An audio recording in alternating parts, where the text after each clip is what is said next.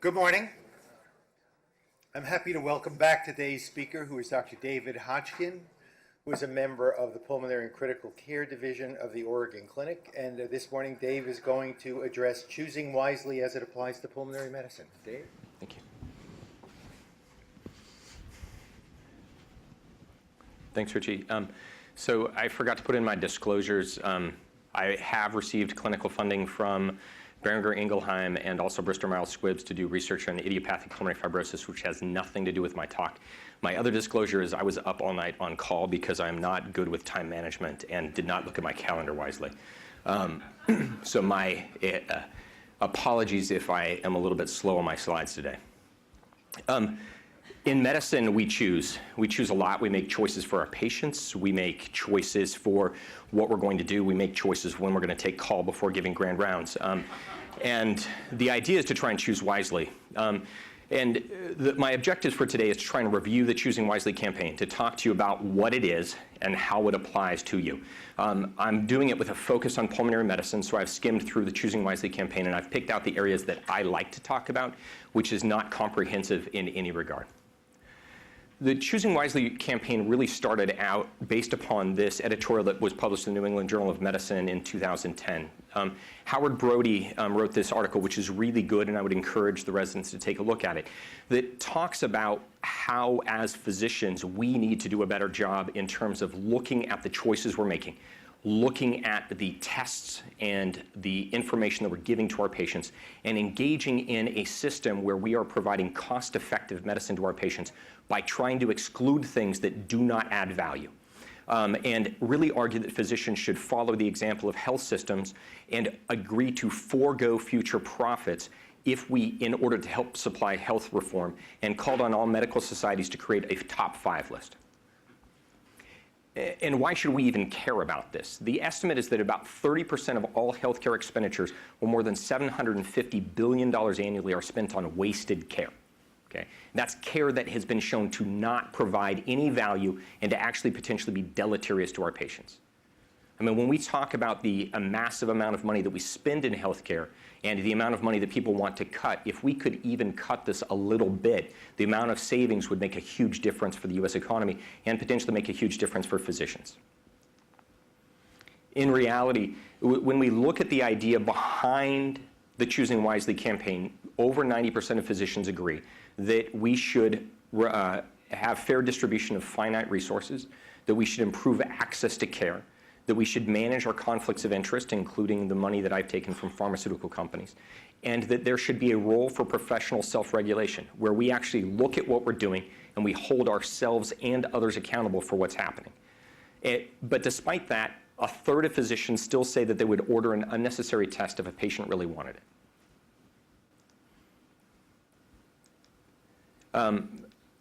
When they did the survey and they actually asked people to look at this, how often will patients ask for an unnecessary test? 10%, so 1 in 10, said that they get asked this every single day. But the majority are being hit with this several times a month, and it seems like it's a problem all the time. If a patient came to you convinced that he or she needed a test, the majority of individuals would actually just order the test but advise against it, which means that we are self-perpetuating this request that individuals have in terms of asking for these tests and asking for everything that we're doing. 40% said that they would refuse to order it. And the main reason that people cite is because of risk of malpractice concerns. Someone asks you for a test, you say it's not indicated, but you're worried that the patient's going to be upset. You're going to be held liable by something. You just want to reassure the patient, or potentially because of the Press-Ganey score. In 2012, the ABIM Foundation, in collaboration with Consumer Reports, everybody's favorite magazine, actually joined together to create the Choosing Wisely campaign. And the request was that they reached out to medical societies and asked them to submit their top 5 lists of the best things to do in medicine that was evidence-based, peer-reviewed, and easily implementable by their members.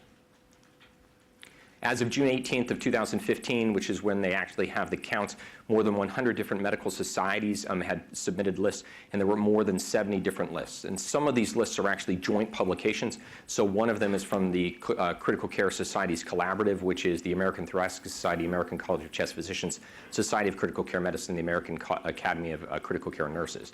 So a lot of these end up being put together. You can find them on the Choosing Wisely campaign website, so choosingwisely.org, and it gives you the list. You can click on the clinicians button, or you can send your patients to look at the patient's website.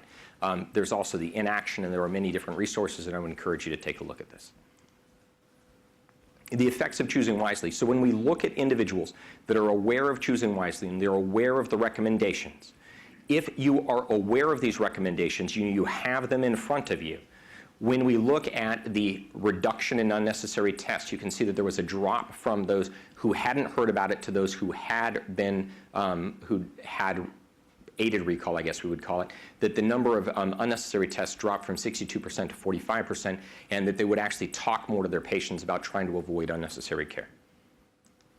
In reality, though, this is data from the Anthem Health System where they looked at 7 of the most important things that were identified, and I'm going to get into some of the subsets, and this looked at trends for utilization of these areas that had been found to be low quality. So some of them it was that we should be doing more of them, and some of them was so these were ones that we should be doing more of, and these were ones that we should be doing less of, and these were ones that just kind of sat there. And you can see that there was absolutely no change despite implementation of choosing wisely. Antibiotics for acute sinusitis, huge various spikes. I wouldn't even say that there's really a trend there, although it really just kind of varies between 82 and 85%, but variation between times, and still with high utilization for an area that we should all be pretty well aware of, that there's no data to support that ongoing use of antibiotics for acute sinusitis is beneficial. Preoperative chest x-ray, which we'll get into a little bit more, no difference. About 90% of patients were getting preoperative chest x-rays with no variation over time. In 2014, only 20% of physicians were aware of Choosing Wisely campaign. I have to tell you that my partners asked me what I was talking about at Grand Rounds today, and I said Choosing Wisely. They all looked at me like I was crazy. Like, what are you talking about? Like, I think Bill Bauerfein even asked me if I was talking about Indiana Jones and the Last Crusade. But one of the things we have to do is talk about and share this. More importantly is that even if only 20% of physicians know about this, only 5% of the general population is actually aware of the Choosing Wisely campaign and doesn't know how it impacts them or what they can do. Choosing Wisely recognizes this and is now coming forward with the Choosing Wisely Champions, which is looking at individuals and strategies that people have come up with to really try to spread that information. Doing grand rounds is just one of those things. We aren't going to make a huge impact unless we start to try and share this. So, again, getting back into the questions about choosing wisely, if you look at the changes in terms of what happens, so for physicians that are surveyed who by the choosing wisely, about 53% of MDs will actually order a test but potentially advise against it, whereas 40% are going to refuse to order the test. If you've seen the choosing wisely material, that information actually shifts. So you have slightly increased refusal to order and slightly decreased ordering the test. But it remains pretty high for individuals that are not aware of the Choosing Wisely materials. Also, interestingly, that the more patients you see a week, the less likely you are to fight with your patients. And this is an example of what Choosing Wisely puts out for the patients, okay? And this has gotten a lot of for press and against press because it says that your patient should be asking you all of these questions. And when I talk to people about this, I often get pushback that I don't want my patients to say, do I really need that test? I've already told them that they need it. I'm asking them to do it. But the other way around is to ask your patients to look at this and to say, when you're asking me for a test, should I be doing this? But I would also encourage you to think about it that before you're ordering a test, you should have thought through all of these things. So you should not just be ordering the test. You should have thought through, do I really need it? What is it going to add to me? What value am I going to get from this? What are the risks of the test? Are there simpler or safer options? Are there some other alternatives that we could try? Should I do a quick PubMed search to see if anything has changed about here? What happens if I don't do anything at all? And how much is it going to cost? I think that bottom line is one of those things my patients will frequently ask me that, and I don't know. I don't know the cost of the majority of the tests that I order. Some of them I'm getting more information from. A lot of them I still don't know. However, they also do great things like this. This is my favorite slide that, or publication that Choosing Wisely has put out. Whole body scans to screen for cancer. This is the patient handout. They don't help find cancer, and they may do more harm than good. Okay? I would gather that the majority of the individuals in this room would argue that we aren't sending our patients for whole body CT scans. The majority of individuals that have looked at the evidence suggest that there's increased risk of cancer down the road. They pick up more false positives than they do anything else, and I'm hoping that none of us are ordering them.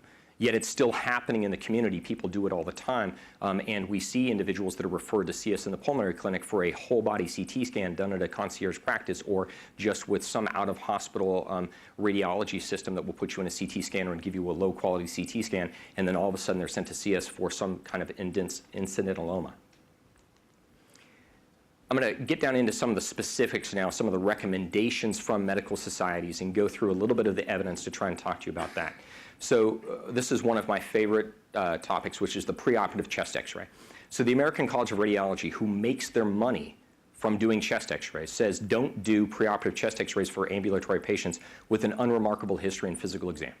Okay? They give you a little bit of information below it that says that only 2% of images lead to a change in management, and that anybody, unless there's obtaining a chest radiograph is reasonable if there's an acute cardiopulmonary disease or a chronic stable disease in someone over 70 who hasn't had a chest x-ray in 6 months.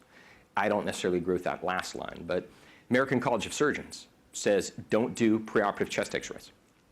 The American College of Physicians says don't do preoperative chest x-rays. The interesting thing is that multiple different organizations are all making the same argument, and they're submitting it to their own patient group, and yet we're still doing the same thing over and over again. This is the data behind preoperative chest x-rays. So Archer did a huge meta-analysis of over 14,000 preoperative chest x-rays, and there was an abnormality in only 10%, so about 1,400. Only 1.3% of the findings of those 10% were unexpected. So 10% an abnormality, and of those 10%, only 1.4% were unexpected findings. Of those, only 0.1% changed any of the operative technique and did not result in any untoward events for the patient. Ju did a systematic review that looked at 27,000 patients, which actually included some of the initial Archer analysis. 65% of the abnormalities were actually chronic and were previously identified. Of the chest x-ray resulting in further testing, 90% resulted in no change of practice, and then the large prospective study inside of that cohort showed that only 0.5% of the patients had any change in their management at all from that preoperative chest x-ray. Based upon this, I would make the argument that there's really no reason that your patient should have a chest x-ray before they go for any surgery that is non-thoracic, unless they were having acute cardiopulmonary symptoms prior to the elective surgery. American College of Radiology actually goes on that say that routine preoperative chest radiograph is not supported in the medical literature and therefore cannot be considered to be the standard of care. They're actually making an argument. It was actually written by individuals working with lawyers to change the standard so that you could not be held liable for not getting a chest x-ray before someone went for surgery. They actually even make the argument that it is actually the risk of failure to follow up on an abnormal that actually places you at increased risk of malpractice liability than actually getting the chest x-ray to begin with. Moving on, ACP recommendations, their fourth recommendation was that in patients with a low pretest probability of venous thromboembolism, obtain a high sensitivity D-dimer measurement as the initial diagnostic test and don't obtain imaging as the initial diagnostic test. ATS and ACP together, ACCP, said don't perform CT pulmonary angiogram to evaluate for possible PE in patients with a low clinical probability and negative results of a high sensitivity D-dimer. And the American College of Radiology, again, don't image for suspected PE without moderate or high pretest probability of pulmonary embolism. It makes sense, right? Why would we be doing a test if we didn't have a high index of suspicion? American College of Physicians, so the fourth society, actually fifth society because some of them are duplicates, avoid CT pulmonary angiogram for individuals that are low risk for pulmonary embolism. Why is this? Why do we have to have so many institutions tell us this? Well, this is a cross-set inside of a health plan looking at the utilization of CT pulmonary angiogram from 2000 through 2010. And notice that the number of positive CT pulmonary angiograms remains, I mean, given the proportion, proportionally, you're looking at 23 to 25% of studies are positive from 2000 to 2002.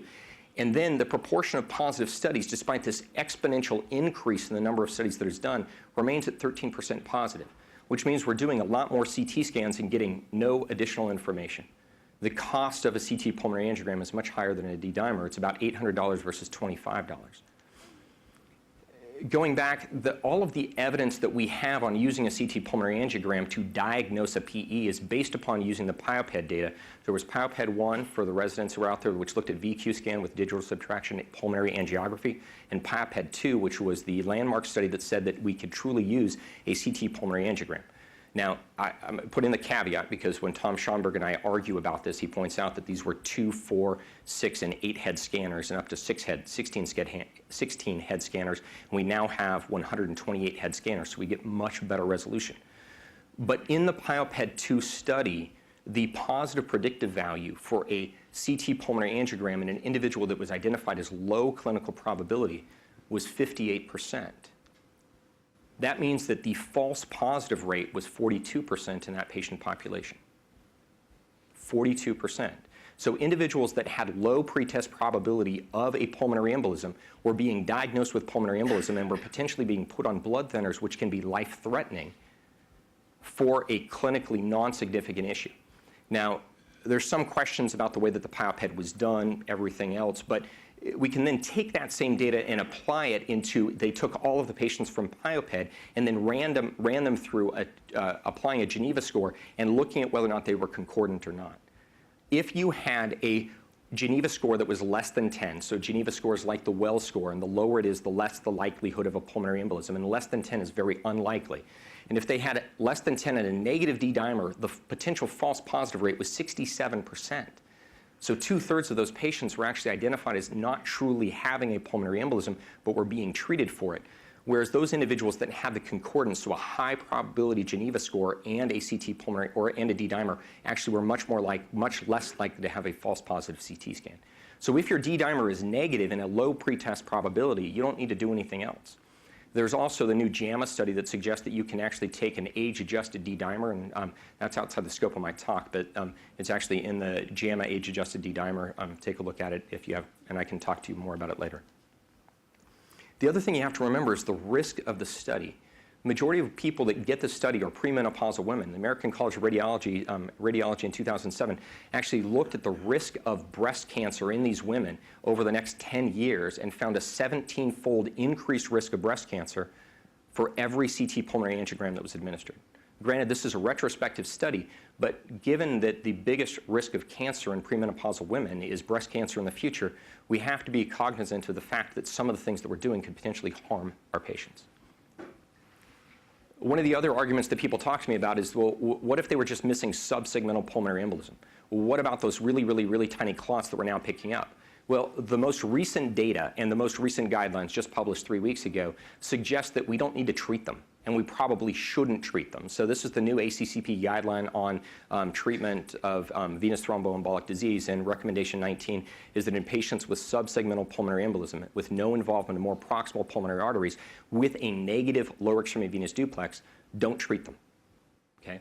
So which gets back into the question, if you have a low pretest probability and you get a D-dimer and it's negative, you're done. If you get a low pretest probability patient, you get a D-dimer and it's elevated, mildly elevated, any elevated at all, get a duplex. If the duplex is negative, you can stop, which is what PIOPED 2 said, but we've forgotten that, partly because UpToDate took out all of the stuff about doing compression ultrasonography, and people forget what the initial data showed.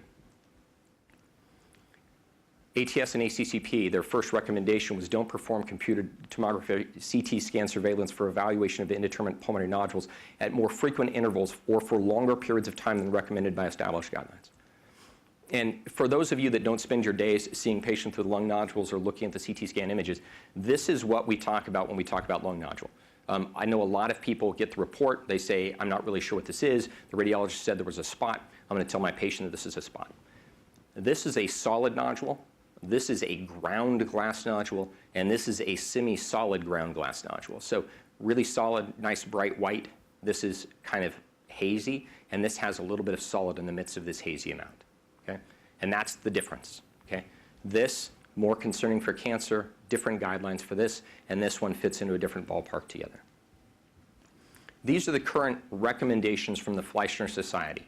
Now, the Fleischner Society is not some governmental agency. It's a group of radiologists who were tired of individuals getting CT scans willy-nilly for small little spots. And they looked at all of the data that they had on the natural history of lung nodules, and they came up with these recommendations. You would categorize your patients as either low risk or high risk based upon whether or not they were smoking or other known risk factors, including family history. And if they were low risk, if they had a nodule that was less than or equal to 4 millimeters, you did not need to get another follow-up. If it was between 4 and 6 millimeters, you would get a follow-up CT scan at 12 months, and if unchanged, no further follow-up. If it was between 6 and 8 millimeters, follow-up at 6 to 12 months, then 18 to 24 months if no change, and then greater than 8, follow-up at around 3, 9, 24 months, consider dynamic contrast-enhanced CT PET and or biopsy. For high-risk patients, less than 4 millimeters, follow-up at 12 months, if unchanged, no follow-up. For 4 to 6 months, again, follow-up at 6 to 12 months, then 18 to 24, at 6 to 8 millimeters, 3 to 6 months, then 9 to 12 months, and up to 24. They also said that non-solid or ground glass or partially solid nodules may require longer follow-up to exclude indolent adenocarcinoma. And these are the guidelines that were published in 2000. Sorry, I think I had some problem with my slides, and I think this got left off. I think this was 2013, are the Fleischner Society guidelines for pure ground glass nodules, and it goes through all of this, and these are all published. The Providence radiologists are actually trying to put this information at the bottom of every single note so that you can actually make a better determination of what you should be doing with your patients.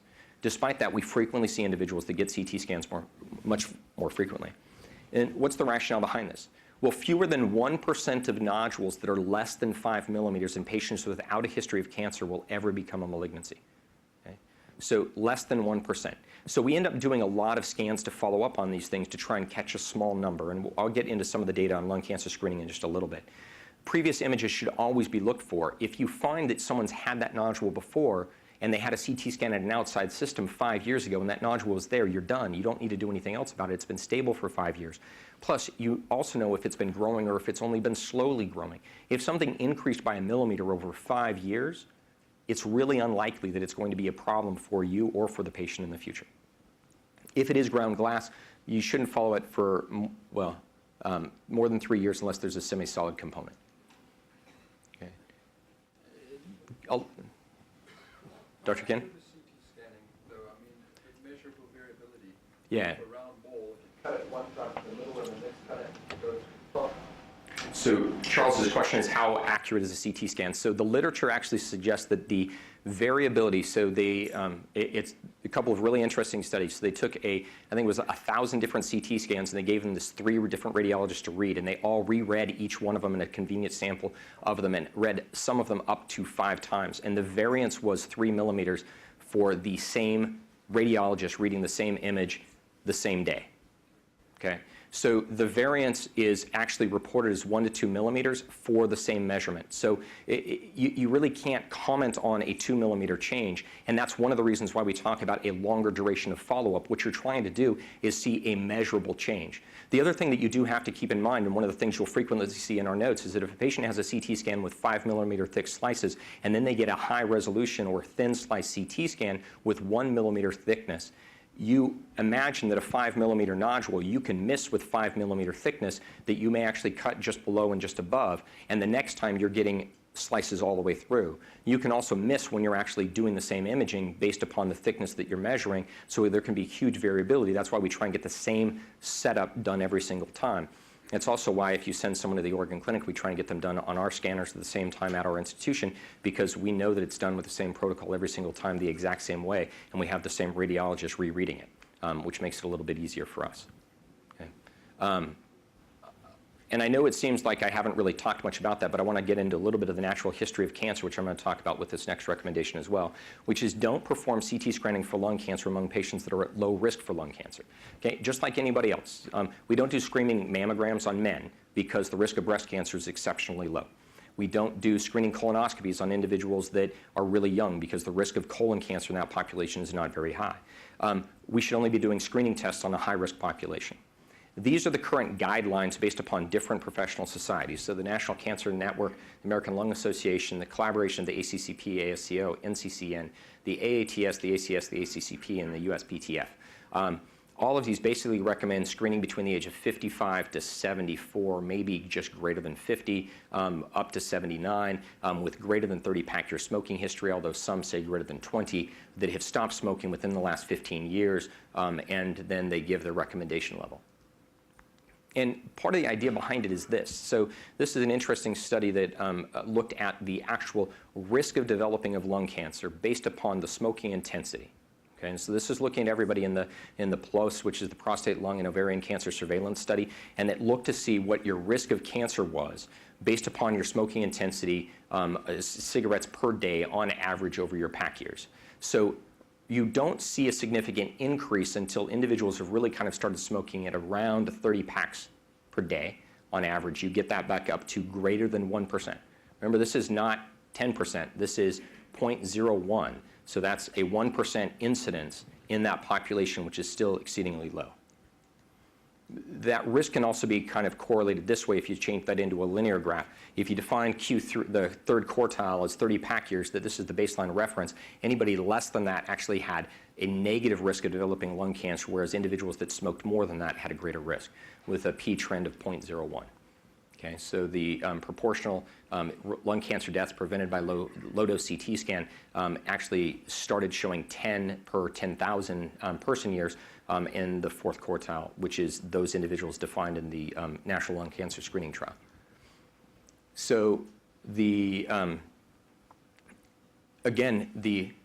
what people forget about when they're talking about lung cancer screening is how many false positives and how many false negatives and true positives you truly have. So for the National Lung Cancer Screening Study, the participants that actually had lung cancer, we had true positives in 3.4%, but a false positive rate of 96.6%, or 13,662 patients, which meant that all of these individuals had to have some other testing done. So the positive predictive value, 3.4%. The negative criteria was actually very reassuring. You could use this modified testing with the PLCO M2012, which uses this older study to basically replicate, and they went from 3.4% to 4%, but still you had a false positive rate of 96%, which is really high when you think about it. That means that the pulmonologists are going to make a lot of money because you're going to keep sending all of your patients to come and see me. And if you're screening inappropriate patients, we're going to be finding even more likely things that are not going to be a cancer that we should be doing anything about. I don't know if anybody heard there was a lot of talk in April on NPR. I listen to NPR every day except during the spring, winter, fall, and summer, and every other fund drive. But this is an interesting slide that was put together by Andy Lazarus, who actually looked at the data. So if you imagine that this is a stage, and this theater is filled with individuals, 1,000 individuals, each one of these seats represents someone who was screened for lung cancer. These black dots, 1, 2, 3.5 people, are the lives that were saved by lung cancer screening, which is good, 3.5 lives out of 1,000. But this is the number of false positives inside of that same population that required either a second CT scan, some kind of invasive biopsy, or had worry. When we talk about breast cancer these days, we worry about the false positive rate and the stress that it puts on our patients. And we have to think about the same thing when we talk to our patients about lung cancer, is that it's not a benign thing. If you think about it the other way, breast cancer is more easily curable and treatable, and lung cancer, when people read about it, they find out that it's a death sentence. Even for stage 1 lung cancer, the survival rates are not as good as breast cancer. And that's a lot of stress to put on someone, that you may have lung cancer, but we're going to sit on you and wait for 6 months or 12 months, which is the majority of our consultation, is trying to reassure patients when they come to see us for a lung nodule. And then if you do another CT scan before that, it just potentially also increases the risk of developing lung cancer.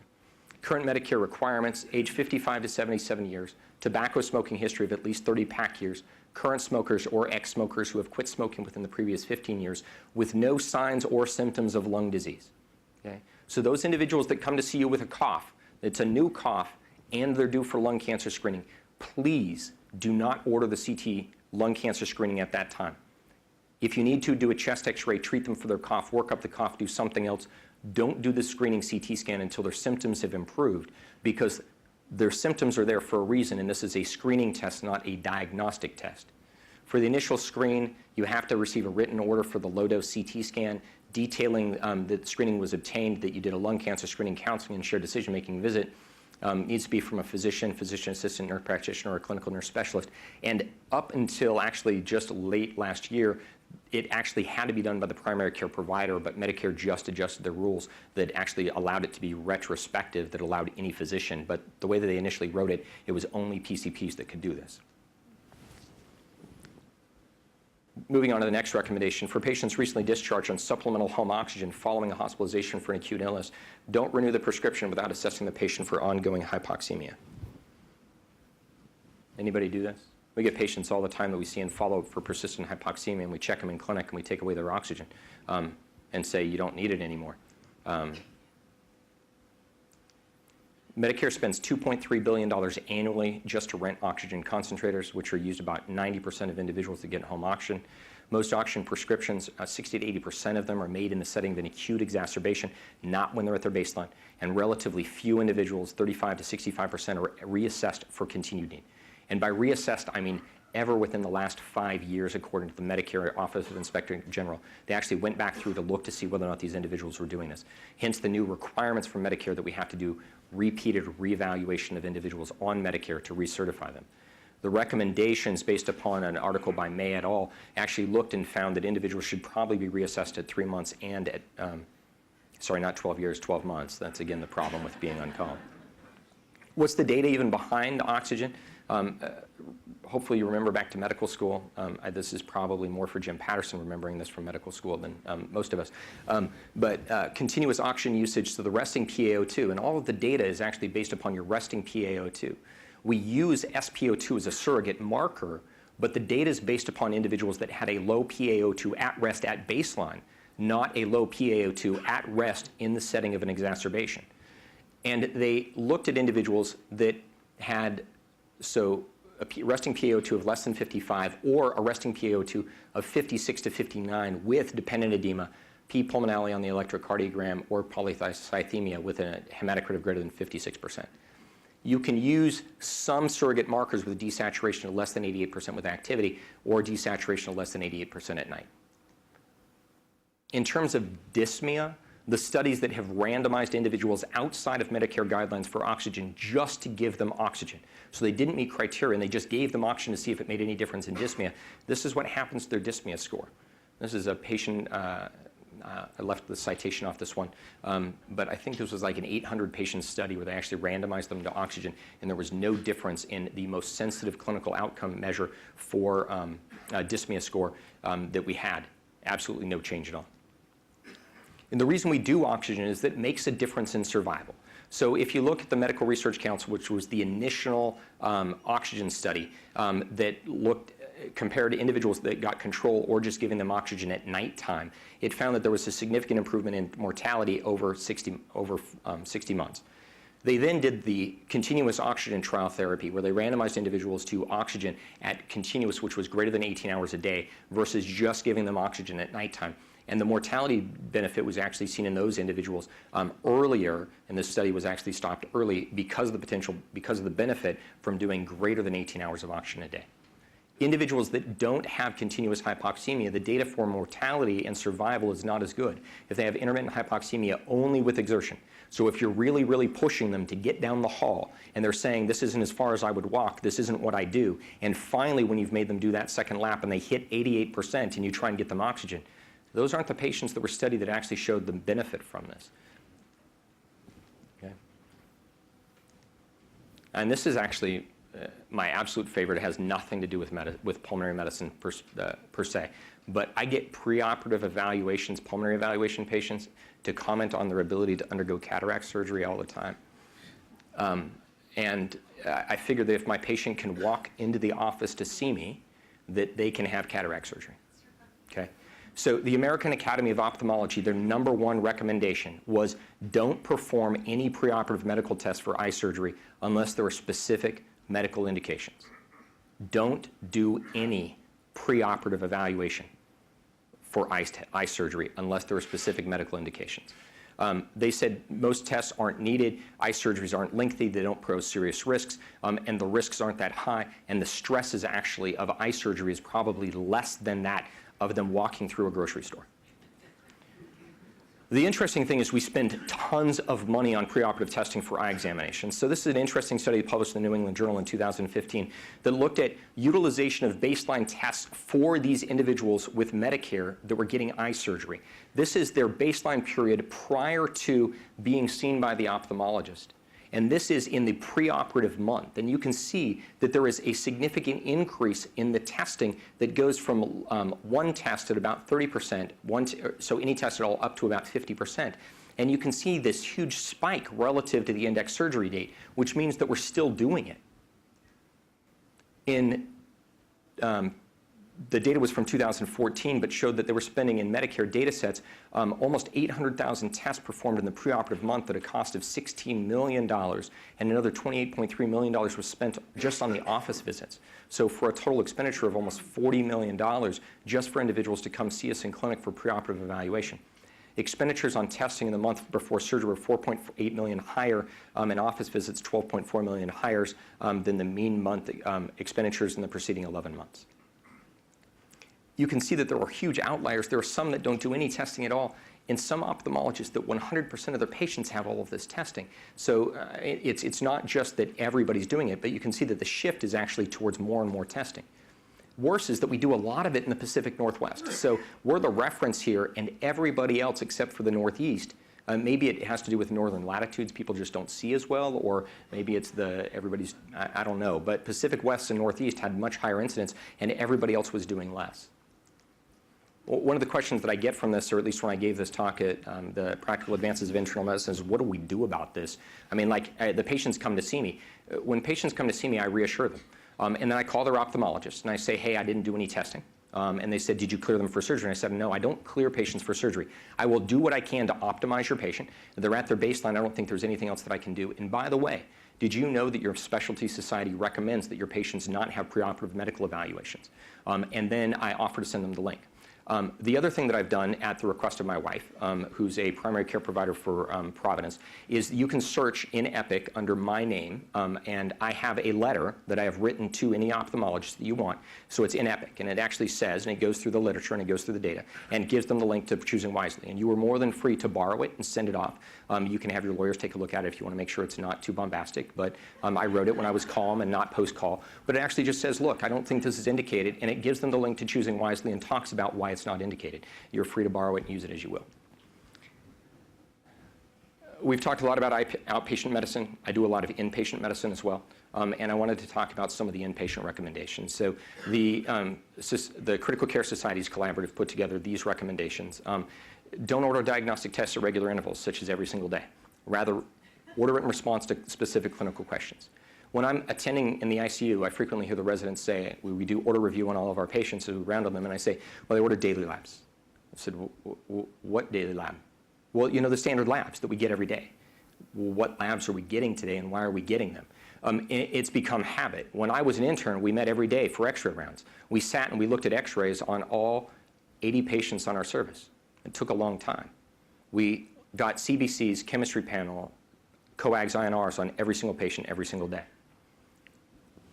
Second recommendation, don't transfuse red blood cells in hemodynamically stable, non-bleeding ICU patients with a hemoglobin concentration of greater than 7. And why do I put those together? Because the #1 cause of anemia in the ICU is getting blood tests. There's an interesting study that was done at San Francisco General Hospital. They actually, when they implemented their new EMR, they put in a default order that actually blocked any orders that were automatically ordered for continuous lab tests. So in the past, when they were on written lab paper, they would write CBC daily ×5, CBC daily indefinitely. In the EMR, they got rid of that. So if you put in an order that lasted for more than 24 hours, it automatically canceled it, so you had to put in all of your orders for the next day with the thought that you actually had to make the decision that you wanted that next test. What they found is that they were actually able to, the average laboratory tests per inpatient day fell from 5.2 to 4.6. More importantly, they saw no difference in admissions, no difference in their days, but the total laboratory tests dropped by $72,000. Okay? If you assume $5 a test, which is cheap, it's actually, they estimated $5 per reagent for that. That's a savings to the system of $135,000 just for that, let alone the fact that they were actually able to move one of their phlebotomists off that early shift that no one wanted and move them into the regular day shift, which saved them cost money. And that has been persistent and moved forward. Granted, they still see a large number of tests performed in the ED, the other interesting thing is that they were still doing a lot of phlebotomy, which meant that they ended up doing a lot of them in the ICU where they weren't paying attention. And I'm not to blame, okay? It's actually all because of the intern. Right there. 45% of all of this cost was actually explained in laboratory variation by the intern and the resident. They couldn't figure it out in 20% of the patients, and the attending was only responsible in 9% of the time. This should be zero. It should be zero. It should never be the attending's fault. This just shows that we actually have really smart interns and residents that make the attendings put in their orders sometimes. Again, this was all done at the University of Pennsylvania. This study was done at the University of Pennsylvania, which was different. Phlebotomy is a cost of blood loss. Every ICU patient, on average, loses about 41 milliliters of blood per 24-hour from blood lab analysis. This was a study from Vincent and JAMA in 2002. Average length of stay in the ICU is 5 days, which corresponds to about a unit of blood just from being in the ICU. Average packed red blood cell is about 375 milliliters, so we're looking at 205. Individuals that stay in the ICU for 30 days or longer are going to lose a lot of blood. And we know that blood transfusion is not without harm. So this is the TRICK trial, which kind of changed the way that we do blood transfusion in the ICU, which gets into that threshold of 7. So there was some older data, including the stuff in the Hebert study that I didn't show you the graph for, that actually suggested there was a dose-response relationship between increased mortality in the ICU with individuals getting more and more blood transfusions.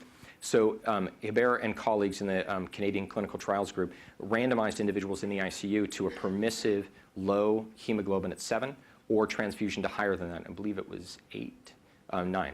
And in that group, they actually found that there was a trend towards, although not statistically significant, decreased mortality in those individuals that had restricted transfusion. It was more significant in younger patients, and in the subset analysis, which was post hoc, in individuals under the age of 55, there was a significant increase in mortality for individuals under the age of 55 who were transfused at a higher threshold, meaning that it's probably, if the one takeaway is that you can allow your patients to have lower hemoglobin levels without transfusing them. But you shouldn't phlebotomize your patients in order to try and allow you to administer blood. This is, this is the Villanueva study. So this is the study that looked at basically taking the TRICK trial and then applying it to individuals with GI bleeding who were actively bleeding. Okay, so basically saying, can we use a different threshold instead of trying to transfuse everybody to a hemoglobin of 30, can we use a hemoglobin of 10, can we use a hemoglobin of 7? And you can see, so this is the graph up here, and this is it spread out a little bit more. You can see that there was definitely a trend towards improved survival by doing a restrictive transfusion strategy. This was predominantly driven by individuals with mild liver disease, class A and B, Child's-Pugh, but then also potentially some bleeding from peptic ulcers. Child's class C, really no trend towards survival, and looks like, as we all know, that those patients just die no matter what we do. Some other recommendations for the inpatient side: don't use parenteral nutrition in adequately nourished ICU patients within the first 7 days of an ICU. It's costly, it's expensive, it doesn't change outcomes. Don't deeply sedate mechanically ventilated patients without a specific indication, without daily attempts to lighten sedation. This is the J.P. Crust study that was published when I was a resident that actually showed the difference in terms of patients receiving mechanical ventilation between individuals getting daily sedation interruptions or just continue on continuous sedation. And they found that you can actually get patients off the ventilator faster. It's become our standard of care. It's what we do. We do it every single day in the ICU. If you look at the outcomes in that study, duration of mechanical ventilation, in terms of median, dropped from 7.3 to 4.9. The length of hospital stay dropped from 10 to 6.4 days, ICU stay 10 to 6.4 days, and from 17 to 13 days. This was not statistically significant, but other things were. More importantly, because we can stop sedating our patients, we can start mobilizing them. This is one of my favorite things that we're doing here in our hospital, is that we are mobilizing patients on ventilators. So if we don't sedate patients, we can get them up and walk them. We know that individuals that lay in bed lose muscle mass, and individuals that lay in bed and lose muscle mass are going to go to a skilled nursing facility. And the best thing that I can do to prevent pressure ulcers, to prevent my patients from getting delirious, and prevent them from getting weaker is to exercise them while they're in the ICU.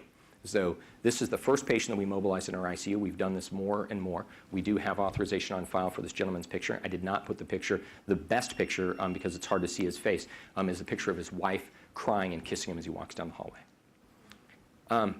These are the results of the Schweikert study that said that we should ambulate these individuals. ICU delirium was decreased, time in the ICU, and hospital delirium dropped. I think it looks like I've got a few more minutes. I'm going to talk about the next couple of recommendations, which is don't continue life support for patients at high risk of death or severely impaired functional recovery without offering patients and their families the alternative of care focused entirely on comfort. We often forget to do this. We forget to do this in the emergency room. We forget to do this early on in the ICU. And we shouldn't delay doing this in the emergency room either. Engaging palliative care and hospice service in the emergency department is likely to benefit patients. Patients come in and they are vulnerable and they're looking for help. And when we offer palliative care, when they come to see us in the ICU, in the emergency department, or in our clinic, we make a huge difference in their life. The other thing that it tells them is right up front is that we're talking to them about things that we can do to help save them, but we're also talking about preparing for eventualities. And that was shown in this study in the New England Journal that actually showed that when you offer early palliative care, that you can decrease depressive symptoms in your patients by doing the early implementation of palliative care and not waiting for it until someone's sick enough that you feel as though you're obligated to talk about it. I'm going to skip this just for time, and I'm going to talk about these ones here. And this is in my disinterest to talk about this because we lose money every time I talk about this. Because no one wants to take care of their sleep patients. They send every single sleep patient to come and see Bill and Mike LaFour, not me. Bill, Bauerfein, Mike LaFour. Avoid polysomnograms in chronic insomnia patients unless symptoms suggest a comorbid sleep disorder. We see patients that get sleep studies for insomnia all the time.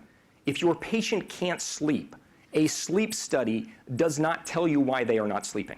Okay? They don't sleep, and then they get frustrated that they had a sleep study and they weren't able to sleep.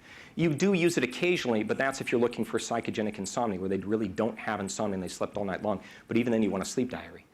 Avoid use of hypnotics as a primary therapy. Instead, offer cognitive behavioral therapy, reserve medication for adjunctive treatment when necessary. There's a great reference and handout for why sleeping pills are potentially bad for your patients. And you can give this to them and talk to them about them when they ask for Ambien. And then you can give them a referral to go see a counselor or a psychologist and talk to them about different things that they can do to try and improve their sleep hygiene. And that's the majority of what we do in our clinic is actually just talk to them about the things that they need to do before we'll give them prescriptions for sleep aids. Don't use polysomnogram to diagnose restless leg syndromes because you can just try and treat it. And don't perform positive airway pressure retitrations in asymptomatic adherent sleep patients with stable weight. We frequently get referrals for patients that need a sleep study because they haven't had one in 5 years when they're completely asymptomatic and doing fine. If your patient was on chronic stable blood pressure medications and their blood pressure was fine and they had no symptoms, you wouldn't do anything about it either, except for continuing them on their medications. That's the same thing we're going to do. The reason I get in trouble is that that's a really high-paying consult for me that I can charge them for, charge the insurance company, but I bet you MOTA would be really happy if they didn't have to pay for this anymore. And I'm going to stop there and take any questions. First, I'm going to tell you, there are some online cases on the Choosing Wisely website. You can take a look at them. They're actually very good. They're very interactive. You can get them at, just go through the Choosing Wisely website. ChoosingWisely.com. You can also look at theoregonclinic.com. And if you want more information about lung cancer screening, that's our information and our physician phone number. Again, sleep questions to Bill Bauerfein and Mike LaFour. Any other questions to me?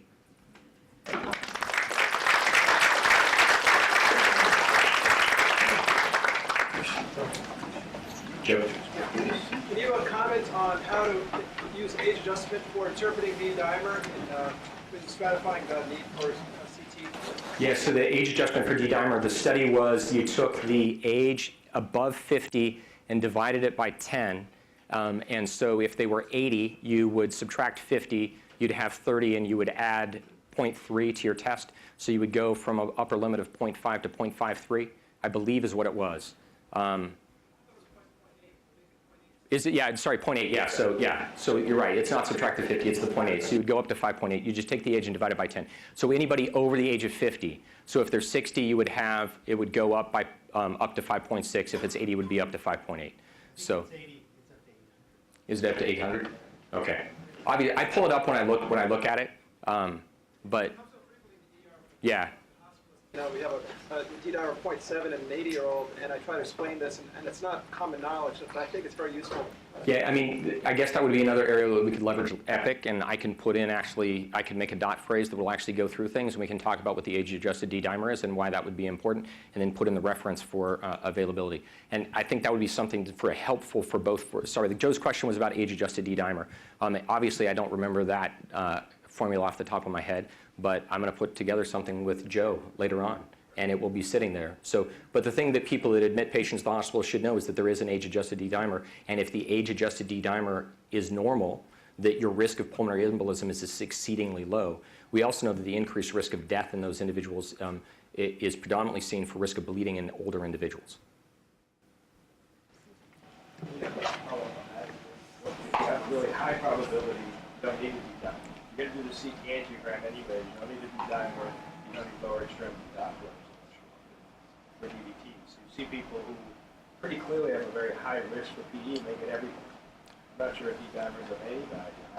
You're not going to stop. So yeah, John's question is about utility of doing a D-dimer in a high-risk individual. So if you have an individual with a prior history of pulmonary embolism who has the abrupt onset of pleuritic chest pain, who's tachycardic hypoxemic with a clear chest radiograph, and they have active cancer, the pretest probability of malignancy is so high that a D-dimer does not change that outcome, and a CT pulmonary angiogram is the appropriate step. So you're actually, by doing a D-dimer, you're wasting $35, $25 to $35, and then the duplex calling in someone in the middle of the night. So it's CT pulmonary angiogram is the appropriate test, or a VQ scan, or just giving TPA in very, very unstable patients who fit that population. The age adjusted is multiply the age by 10. Oh, multiply the age by 10. Multiply by Okay. 10. See, do you we've have gotten three different things. I can't remember any of them. Do you have a cost-effective way of prescribing very expensive inhalers, whether they're LABAs or short-acting or steroid inhalers? Yeah, so the question is, do I have a cost-effective way of prescribing inhalers? So all inhalers are expensive. Predominantly based upon the fact that, so remember, the reason that the inhalers are expensive is it's the inhaler device, so it's not the medication anymore. The majority of the medications are actually generic, but the device is now patented. And that's why Spiriva is switching from their hand inhaler over to the Respimat, is that it's changing the same medication into a different delivery device. They quit making the one device. No one else wants to go through the product to prove that it's the device, and they can continue to manufacture that medication. It's one of those things that happen after we ban CFCs. The question is, how do you prescribe those medications? And I use the GOLD guidelines, and I just follow them. So for individuals that are asymptomatic, they got PFTs for some reason, that have no symptoms at all, I give them an albuterol inhaler prescription so that I can meet Medicare PQRS guidelines, and I tell them not to fill it, okay? So that I can meet the requirements of the federal government saying that I gave them the prescription, but I tell them they don't need to pick it up if they're asymptomatic. If they are symptomatic, then they can actually use it, or you can give them something like Atrovent. For individuals that have asthma, I start with an inhaled corticosteroid instead of immediately moving into a combination based upon the severity of their disease. So if they have mild intermittent asthma, they don't even need to have anything other than an intermittent beta agonist like albuterol. For individuals that have moderate persistent, you would use an inhaled corticosteroid plus albuterol as needed. And then for individuals that have moderate persistent, you would consider either going up on the dose of the inhaled corticosteroid, adding something like Singulair, or adding the combination therapy. So the last time they updated the National Asthma Education Guidelines was in '95. I mean, it's really old. They're supposed to be working on a new update. Other questions? David, they are really terrific grant rounds.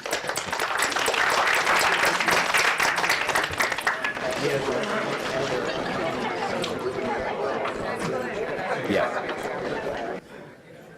And in terms of brand, Yeah. inhaler, they're all equally expensive. They're all equally expensive. It's just whatever their insurance company pays for. Yeah. Thank you very much. You're welcome.